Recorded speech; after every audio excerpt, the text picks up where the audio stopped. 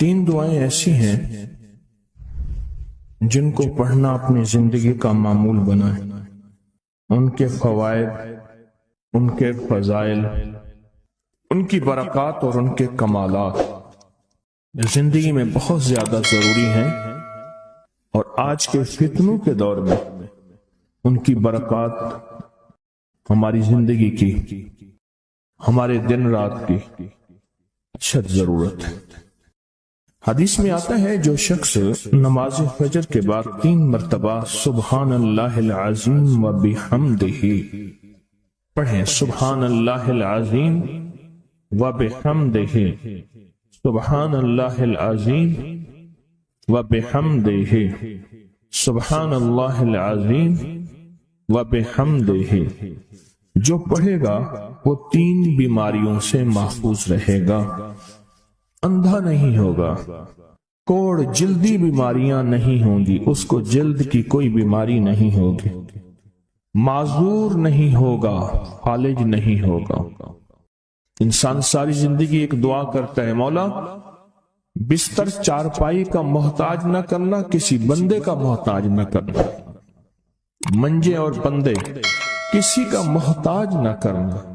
جو شخص فجر کی نماز کے بعد، جیسے کہ تسبیح خانے میں اس کا اہتمام اس لیے کرایا جاتا ہے کہ یہ ہماری طبیعتوں، مزاجوں، بولوں اور جذبوں میں آ جائے اور ہم اس کو روزانہ پڑھنے والے بن جائیں اور روزانہ پڑھنا اس کو اپنا معمول بنائیں، سبحان اللہ العظیم و بحمدہ، سبحان اللہ۔ اور ایک اور حدیث میں ہے کہ 2 کلمے ایسے ہیں جو اللہ کو بہت محبوب ہیں، زبان پر ہلکے ہیں، اعمال میں بہت وزنی ہیں، ترازو میں بہت وزنی ہیں، اور وہ 2 کلمے کیا ہیں؟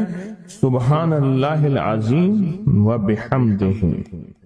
اور آقا کا فرمان ہے، جس نے کہا سبحان اللہ العظیم و بحمدہ، اس کے لیے جنت میں کھجور کا ایک درخت لگ گیا، اور جس کے لیے لگا تو پھر وہاں جائے گا، کھائے گا۔ لگا میرے لیے، کھائے کوئی اور۔ سوچیں، جنت میں کھجور کا درخت لگا ہے تو اللہ پاک پھر اپنی رحمت اور قدرت کاملہ سے اس کو بھیجے گا اور وہ انشاءاللہ کھجور کھائے گا۔ یہ دعا اس لیے پڑھتے ہیں، ایک تو بیماریوں سے حفاظت، اندھے پن سے حفاظت، معذوری سے حفاظت، جلدی بیماریوں سے حفاظت، ایک تو اس لیے پڑھتے ہیں، اور ایک اس لیے پڑھتے ہیں کہ اس کے ایک دفعہ پڑھنے سے جنت میں اللہ کھجور کا ایک درخت لگا دیتا ہے۔ اور سنیں، رسول اللہ صلی اللہ تعالی علیہ وسلم نے فرمایا، جو شخص بھی سبحان اللہ العظیم و بحمدہ ایک دن میں 100 مرتبہ پڑھتا ہے تو اللہ اس کے گناہ مٹا دیتے ہیں، چاہے گناہ سمندر کی جھاگ کے برابر کیوں نہ ہو۔ ایک تسبیح جو شخص پڑھتا ہے، رسول اللہ صلی اللہ تعالی علیہ وسلم ایک مرتبہ صحابہ سے فرمایا، آپ نے فرمایا کہ سبحان اللہ العظیم و بحمدہ 100 مرتبہ پڑھو، جس نے 1 مرتبہ پڑھا اس کے لیے 10 نیکیاں لکھی جائیں گی، جس نے 10 مرتبہ پڑھا اس کے لیے 100 نیکیاں لکھی جائیں گی، اور جس نے 100 مرتبہ پڑھا اس کے لیے 1000 نیکیاں لکھی جائیں گی، اور جو زیادہ پڑھے گا اللہ رب العزت اسے زیادہ عطا فرمائیں گے، اور جو اللہ سے بخشش طلب کرے گا تو اللہ ضرور اس کو بخشش عطا فرمائیں گے اور اللہ اس کو بخش دیں گے۔ ایسی طاقتور دعا ہم روزانہ رمضان میں بھی اور رمضان کے بعد بھی۔ تو کون سی دعا پڑھنی آج کے بعد؟ سبحان اللہ العظیم و بحمدہ۔ کیا پڑھنا؟ یہ دعا روزانہ کو اپنے معمولات میں، اپنی تسبیحات میں، اپنے معمولات میں، اپنی عادت اور عبادت میں شامل کر لیں۔ تو انشاءاللہ فائدہ، نفع اور بہت زیادہ۔ ایک اور دعا ہم پڑھتے ہیں، اللہم اجرنا من النار۔ اچھا، اپنی ذات کے لیے اکیلے پڑھیں تو اللہم اجرنی من النار، اگر مجمع کے لیے اکٹھا پڑھیں تو اللہم اجرنا من النار۔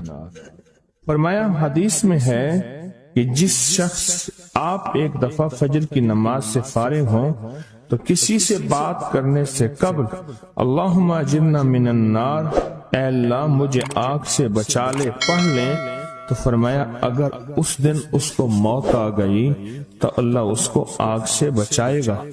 اور جو مغرب کی نماز کے بعد پڑھے گا، مغرب کی نماز کے بعد، تو اللہ پاک اگر اس کو موت آ گئی تو اسی رات اس کو اللہ پاک آگ سے بچائیں گے، آگ سے۔ اور حدیث میں آتا ہے جب تم فجر کی نماز پڑھو، فارغ ہو جاؤ، تو یہ دعا 7 مرتبہ پڑھو۔ کون سی دعا؟ اللہم اجرنا من النار، اللہم اجرنا من النار، اللہم اجرنا من النار، اللہم اجرنا من النار، اللہم اجرنا من النار، اللہم اجرنا من النار، اللہم اجرنا من النار، اللہم اجرنا من النار، اللہم اجرنا۔ یہ دعا بخار کا بہت زبردست علاج ہے، جس کو بخار نہ چھوڑتا ہو۔ یہ دعا ہائی بلڈ پریشر کا زبردست علاج، یہ دعا غصے کا علاج ہے، یہ دعا جس کے اندر وسوسے بہت زیادہ آتے ہوں، منفی وسوسے بہت زیادہ آتے ہوں، جو نیکی سے ہٹاتے ہوں، اس کا علاج ہے۔ اللہم اجرنا من النار، یہ بہت طاقتور علاج ہے۔ جس کا بلڈ پریشر ہائی رہتا ہو، جو بہت زیادہ ہر وقت غصے میں رہتا ہو، جس کا جسم بہت گرم رہتا ہو، جیسے رات ایک صاحب کہنے لگے کہ مجھے گرمی میں سے خوف آتا ہے، سردی میں مجھے راحت ملتی ہے، اس کے لیے بہت فائدہ مند ہے، بیماریوں کے لیے بہت فائدہ مند ہے۔ ایک عمل ہے بہت طاقتور اور بہت زبردست عمل ہے، اور پوری دنیا کو اس عمل سے بہت فائدہ پہنچا ہے کہ 2 رکعت نماز نفل پڑھ کے 3 بار سورۃ یاسین پڑھے، اور جو اللہ سے مانگے اللہ عطا کرتا ہے۔ سوچیں، ساری دنیا کی نوافل جتنی بھی ہیں، ایک فرض تو فرض کے سجدے کا مقابلہ نہیں کر سکتے۔ ساری دنیا کی نوافل فرض تو فرض ایک سجدے کا مقابلہ نہیں کر سکتے۔ فرض نماز پڑھی، اور فرض نماز پڑھنے کے بعد سورۃ یاسین 3 بار نہیں پڑھی، سینکڑوں بار پڑھی۔ پھر آپ نے نہیں پڑھی، اس وقت آن لائن پوری دنیا میں کتنے بے شمار لوگ ہیں جو تسبیح خانے کے ان اوقات کے مطابق انہوں نے اپنے آپ کو فارغ کیا ہے، خالی کیا ہے، اور سورۃ یاسین لے کر بیٹھے ہیں۔ انہوں نے بھی پڑھی 3 بار سورۃ یاسین، آپ نے بھی پڑھی، اور آپ کے علاوہ پوری دنیا کے کتنے بے شمار لوگوں نے پڑھی۔ کسی نے درد سے، کسی نے غم سے، کسی نے جذبے سے، کسی نے آنسو بہاتے ہوئے، کسی نے اللہ سے باتیں کرتے ہوئے، کسی نے درد اور وجدان کی کیفیت سے۔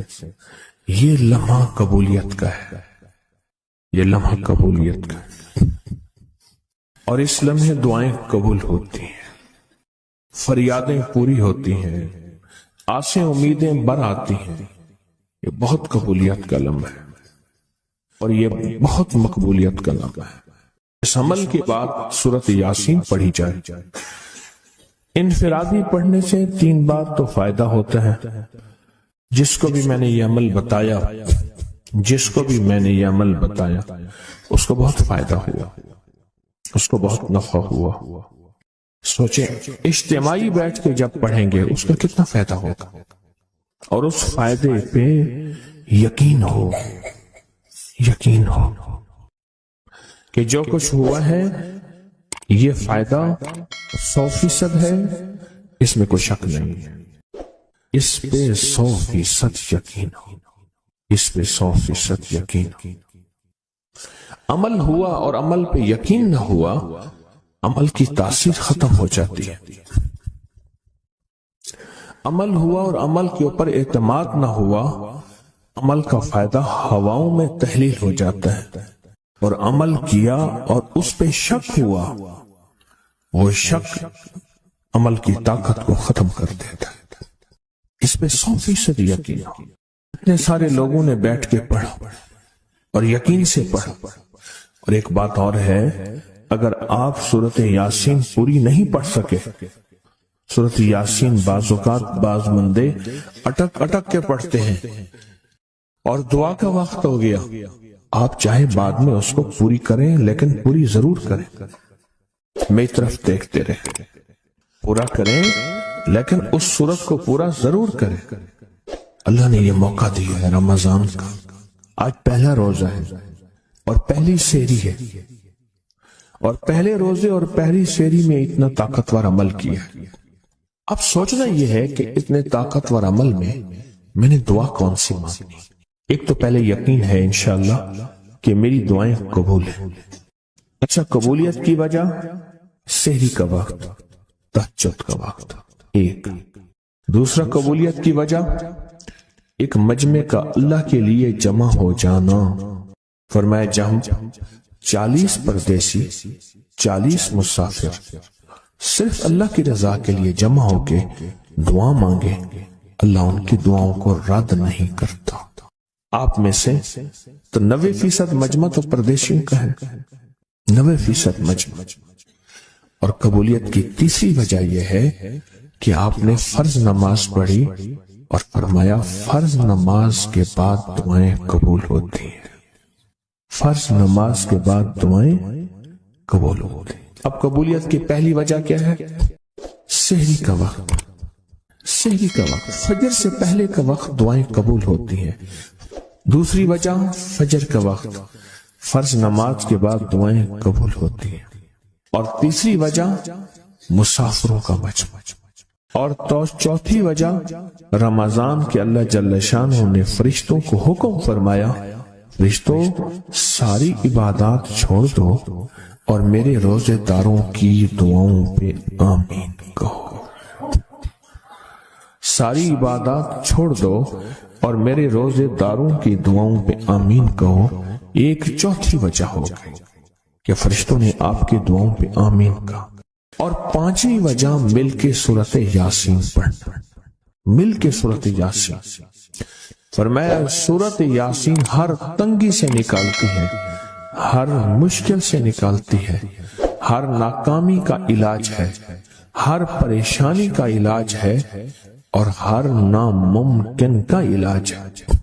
اور فرمایا سورۃ یاسین مردوں کو بھی نفع دیتی ہے اور زندوں کو بھی نفع دیتی ہے. سورۃ یاسین جو نزع کی سکرات کی حالت میں ہو اس کو بھی نفع دیتی ہے. اور سورۃ یاسین اس بندے کی جو کسی تکلیف کی نزع میں، قرضے کی نزع میں اور بیماری کی سکرات میں ہو اس کو بھی نفع دیتی ہے. قبولیت کے اوقات، قبولیت کے لمحات، اور اس میں بیٹھ کے اللہ سے مانگنا. اب مانگنا کیا ہے؟ یہ تو یقین ہو گیا کہ انشاءاللہ ہماری آج کی یہ محفل، آج کا یہ بیٹھنا، آج کا یہ پڑھنا اور آج کا اللہ کی بارگاہ میں یہ حاضری دینا 100% انشاءاللہ قبول ہے. کوئی شک تو نہیں؟ کیوں اللہ والے میری طرف دیکھیں، سونے کی حالت یہ ختم کریں. یقین کامل ہے، پھر مانگیں کیا؟ سوچنا.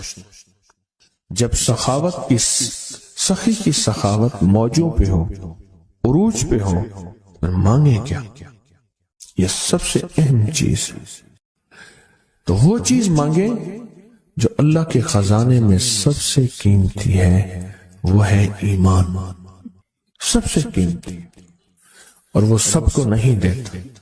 مال مال سب کو دیتا ہے، اپنے نہ ماننے والوں کو بھی اور اپنے ماننے والوں کو بھی، اپنے دوستوں کو بھی، بلکہ اپنے دشمنوں کو زیادہ دیتا ہے، زیادہ دیتا ہے۔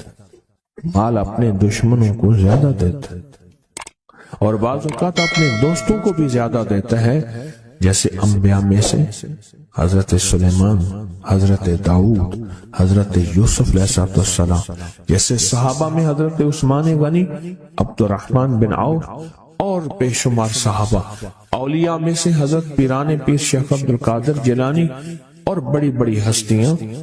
اللہ اس لیے دیتا ہے کہ یہ مومن یہ نہ سمجھے، تو سب سے پہلی چیز جو اللہ سے مانگنی ہے وہ ایمان مانگنا ہے۔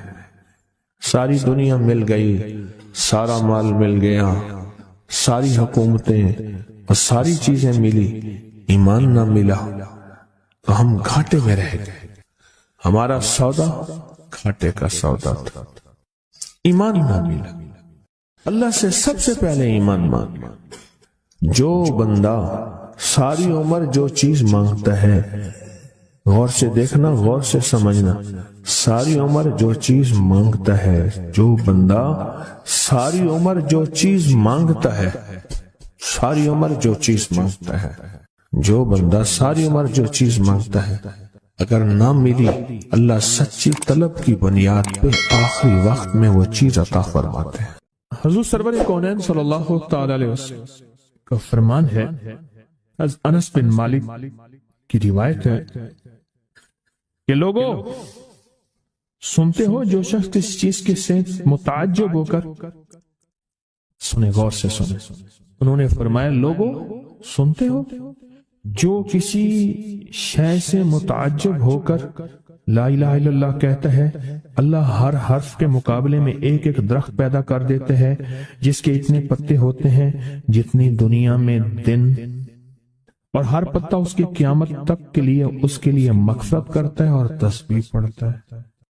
متعجب ہوا، ہاں لا الہ الا اللہ، اچھا فلاں جیت گیا، واہ لا الہ الا اللہ، فلاں ہار گیا، اچھا فلاں بندے کے ساتھ یہ ہوا، فلاں واقعہ یہ ہوا، متعجب ہو کے کیا پڑھا؟ لا الہ الا اللہ، بس اتنا سا لفظ پڑھا، اور اتنے سے لفظ پڑھنے پہ اب وعدے سوچیں، کیا وعدے ہیں؟ میں کہ اللہ ہر حرف کے بدلے میں، اب لا الہ الا اللہ، اب اس کے جتنے حرف ہیں آپ گن لیں، ہر حرف کے بدلے میں اللہ کیا کرتا ہے؟ ایک درخت پیدا کرتا ہے، اور اس کے پتے کتنے ہیں؟ معلوم ہوا کہ درخت کتنا بڑا ہے، بڑا ہوگا تو اتنے پتے ہوں گے، جتنے پتے جتنے دنیا میں دن، جب سے یہ دنیا بنی ہے کتنے دن ہوں گے؟ سال میں 365 دن ہیں، دنیا بنے کو کتنے لاکھ سال کہتے ہیں؟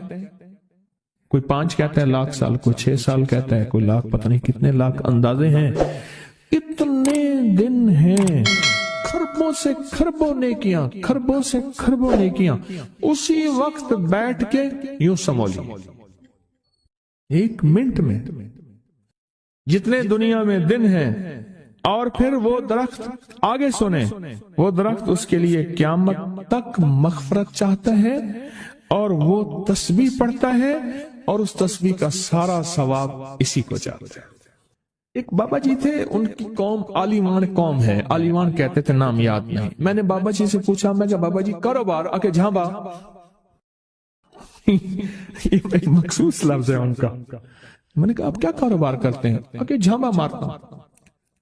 جھانبا اصل میں کہتے ہیں درخت کا ایک بہت بڑا لڑا اور شاخ ہو، اس کو جب گھسیٹیں گے تو اس کے ساتھ پتے، چیزیں، شاخیں، تنکے، بہت سی چیزیں اکٹھی ہو کے، سمجھ گیا نا، اس کے ساتھ آتی ہیں، اس کو آپ گھسیٹتے جائیں، جو کچھ دھاگا پڑا ہے، رسی پڑی ہے، شاپر پڑا ہے، لفافہ پڑا ہے، اسی کے ساتھ سمیٹتے آئیں گے، تو وہ بہت سی چیزیں ساتھ لے آتا ہے۔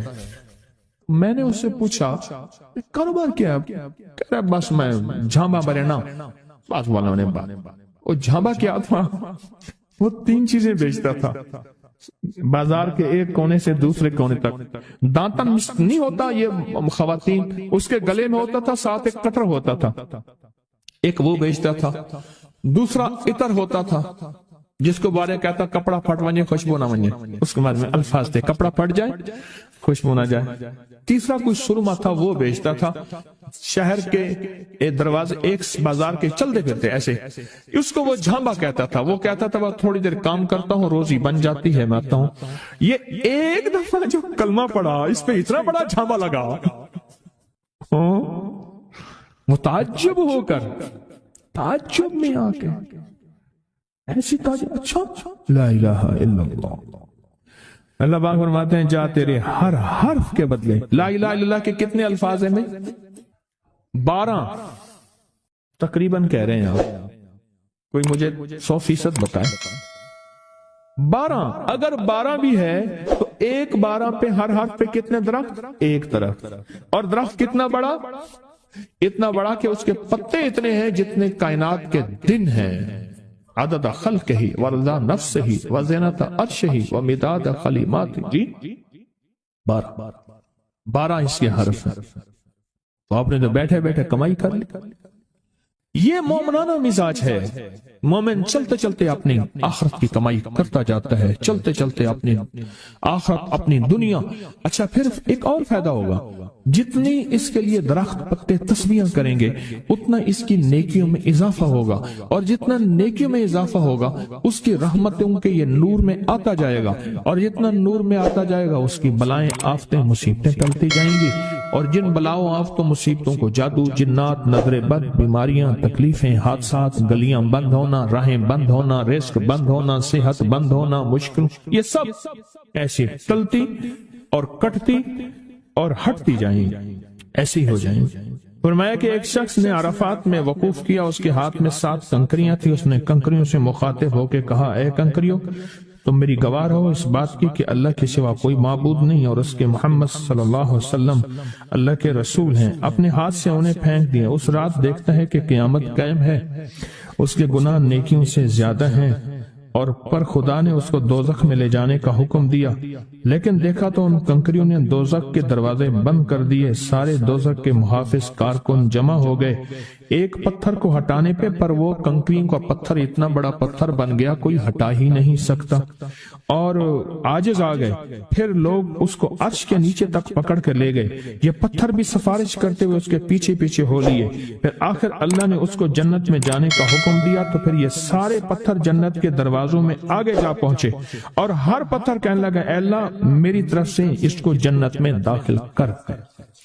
ہر پتھر سفارشی بن گیا ہے کہ جو بندہ سارا دن ذکر کرتا ہے، جو درخت ہوتا ہے وہ اس کے لیے قیامت کے دن گواہی دے گا، پہاڑ ہے وہ گواہی دے گا، پتھر ہے وہ گواہی دے گا، زمین ہے وہ گواہی دے گا، حتیٰ کہ یہاں تک فرمایا کہ وہ پہاڑ جھومتا ہے، وہ جگہ جھومتی ہے جہاں اللہ کا ذکر ہوتا ہے اور جھومتی ہے، اور دوسرے پہاڑوں دوسری جگہوں پہ فخر کرتی ہے کہ مجھ پہ وہ بندہ آیا ہے جو اللہ کو یاد کر رہا ہے۔ حتیٰ کہ جو بندہ اللہ کو یاد نہیں کرتا، چیونٹیاں اس کی منتیں کرتی ہیں، کیڑے مکوڑے سانپ مچھلو مچھلیاں اس کی منتیں کرتی ہیں اللہ کو یاد کر لے ورنہ عذاب آئے گا، عذاب میں جہاں تو رگڑا جائے گا وہاں ہم بھی رگڑے جائیں گے۔ ایک بندہ تھا، وہ لوگوں کے سامان اٹھاتا تھا، اس کے پر خچر تھا، ایک جگہ سے دوسری جگہ لے جاتا تھا، نمازی نیک آدمی تھا، غریب مزدور تھا۔ ایک دفعہ ایک لولا لنگڑا بندہ آیا اور کہنے لگا مجھے اپنے خچر پہ بٹھا کے فلاں جگہ پہنچا دے، اتنے پیسے تجھے دوں گا۔ پیسے بھی معقول تھے، اس نے خیر اس کو پکڑا، سہارے سے بٹھایا، چلتے چلتے نا 2 راہیں آ گئے، 2 راہیں۔ ایک راہ وہ تھی جہاں ساری دنیا جاتی تھی، ایک راہ وہ تھی جو سنسان تھی۔ وہ معذور آدمی کہنے لگا اس سنسان راستے کی طرف چل، سنسان راستہ۔ انہیں کہ میں تو ادھر سے جاتا ہوں، میرا معمول تو ادھر ہے، میں تو ادھر نہیں جاؤں گا۔ انہیں مجھے راستے کا پتہ ہے، تو چل، یہاں سواری کا گھاس بھی ملے گا، پانی بھی ملے گا، اور راستہ بھی بالکل مختصر ہے۔ ٹھیک ہے. آگے گئے تو وہ ایک وحشتناک جنگل آیا اور وہ جو بندہ تھا معذور وہ ایک دم خچر سے اترا اور وہ ٹھیک ٹھاک تھا. اس نے خنجر نکالا اور اس کو قتل کرنا چاہا. تو اس نے کہا مجھے قتل نہ کر، تیرا مقصد مال ہے، چیزیں ہیں، مجھے چھوڑ دے. انہیں کہ نہیں، میرا اصول ہے. یہ دیکھ لوگوں کی کھوپڑیاں پڑی ہیں ہاں، انہیں میرا اصول ہے، میں پہلے بندہ مارتا ہوں پھر اس کا سامان لیتا ہوں، میرا اصول ہے. اس نے کہا کہ نہ کر منتے کی. اچھا اس نے کہا مجھے 2 نفل پڑھنے دے. ہنس کے کہنے لگا اور بھی بڑے آئے تھے 2 نفل پڑھنے والے، تو بھی پڑھ لے. اب یہ 2 نفل کے لیے کھڑا ہوا، اوپر ظالم خنجر لے کے تقاضا کر رہا کہ جلدی کر، میں نے تمہیں قتل کرنا ہے، میرا اصول ہے. اسے کچھ سمجھ نہیں آ رہی تو ایک دم اس کے اندر منہ میں زبان آئی، امن یجیب المضطر اذا دعا. ایک دم یہ آیت آئی، کون ہے جو بے چین دلوں کی دعاؤں کو سننے والا ہے؟ کون ہے جو بے چین دلوں کی دعاؤں پہ پہنچنے والا ہے؟ کون ہے جو بے چین دلوں کی دعاؤں کو قبول کرنے والا ہے؟ بس یہ آیت کہی اور نفل بس پڑھ ہی رہا تھا تو وہ تقاضا کیا، اس کا خنجر بڑھنے لگا تو ایک آواز آئی، رک جاؤ. آسمانوں سے آواز آئی، رک جاؤ.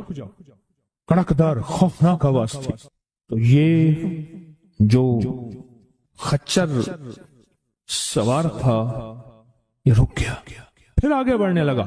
پھر دوسری بار آواز آئی، رک جاؤ، پھر بڑھنے لگا. ایک گھوڑدار آیا، ایک گھوڑ سوار آیا، اس کے ہاتھ میں ایک ورس تھا. اس نے اٹھا کے اس کو مارا، اس ظالم اور قاتل کو، اور وہ گرا، اور جہاں وہ گرا تو وہاں آگ کے شعلے. اور وہ جب جانے لگا یہ کہنے لگا اب کون ہے؟ کہا میں اس آیت کا غلام ہوں، موکل ہوں. موکلات، اس آیت کا غلام ہوں، موکل ہوں. جب اس نے پہلی دفعہ یعنی میں فرشتہ ہوں، پہلی دفعہ اس نے تقاضا کیا، میں 7ویں آسمان پہ تھا، میں نے وہیں سے آواز دی رک جا.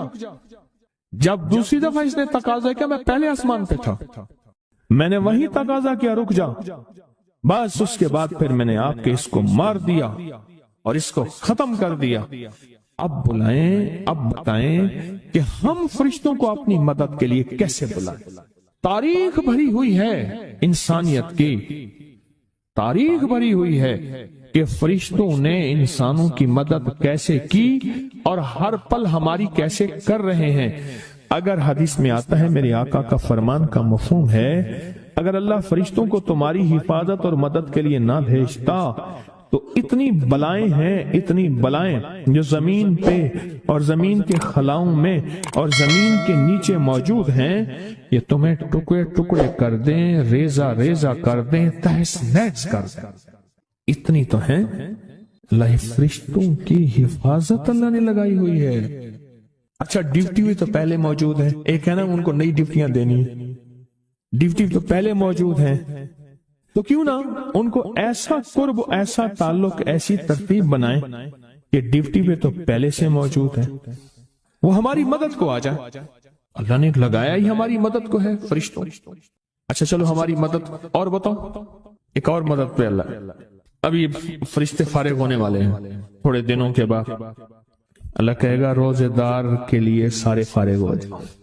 اب بتاؤ، میرے روزے دار کے لیے فرشتوں سارے فارغ ہو جاؤ. کیوں؟ قیامت کی صبح سے لے کر جب تک کائنات بنی ہے قیامت تک فرشتہ کوئی رکوع میں ہے تو رکوع میں ہے، سجدے میں ہے کوئی تو سجدے میں ہے، قیام میں ہے تو کوئی قیام میں ہے، تسبیح میں ہے تو تسبیح میں ہے، کلمے میں ہے تو کلمے میں ہے. فرشتے لگے ہوئے ہیں. اللہ سارے فرشتوں کو فارغ کر کے کہتا ہے فرشتے فارغ ہو جاؤ. یا اللہ کیا کریں؟ میرے روزے دار کی دعاؤں پہ آمین کہو. فرشتوں کو اللہ نے فارغ کر دیا. خدمت میں تو ویسے لگے ہوئے ہیں، خدمت میں. آج ایک کال پہ مضمون کھلا ہے مجھ پہ، آج کی کال آئی ہے، پتہ نہیں کسی ملک سے آئی ہے، اور انہوں نے کہا کہ آپ کے درس میں نے سنا تھا، اور جب بھی مشکل ہوتی ہے فرشتوں کو پڑھ کے ہدیہ کر تو میرے کام ہو جاتے ہیں. وہاں سے میرا پھر ڈیٹا آنا شروع ہو گیا. ایک کال کی وجہ سے آج کال آئی ہے، ایک کال آئی ہے. فرشتوں کو تو اللہ نے ویسے فارغ کر دیا، اور ان قریب یہ روزے داروں کے لیے رمضان آ رہا، ہفتے 10 دن میں، اور دیکھیں پھر فرشتے بالکل فارغ اور خوش قسمت روزے دار، اور اللہ پاک فرمائے گا فرشتے یا اللہ کیا کریں، اور فرشتے ان روزے داروں